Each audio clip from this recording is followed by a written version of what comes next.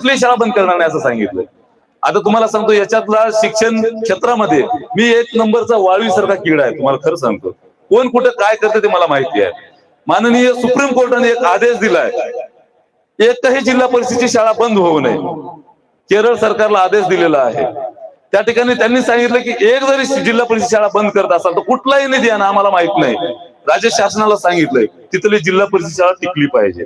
Supreme कोर्टाचा आदेश आहे 1 महिन्यापूर्वीचा। त्याच्यानंतर नागपूर हायकोर्टाने हा जो निर्णय होता ते मुंबई हायकोर्टाकडे त्या ठिकाणी वर्ग केलाय आणि त्या ठिकाणी सन्माननीय शासन आपलं माननीय हायकोर्टामध्ये मुंबईच्या एकही जिल्हा परिषद शाळा आम्ही बंद करणार नाही असं सांगितलंय।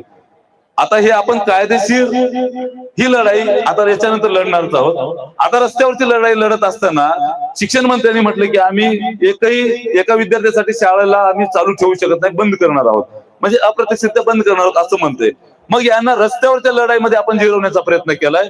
त्यांच्या खुर्ची खाली जी आहे ते धूर लागलेला आहे। आता जाळ लावायचं असेल तर माननीय सुप्रीम कोर्टामध्ये किंवा हायकोर्टामध्ये गेल्याशिवाय पर्याय नाही। त्यांच्या खुर्चीला जर लावायचं असेल, आता तुम्हाला माहिती आहे DYD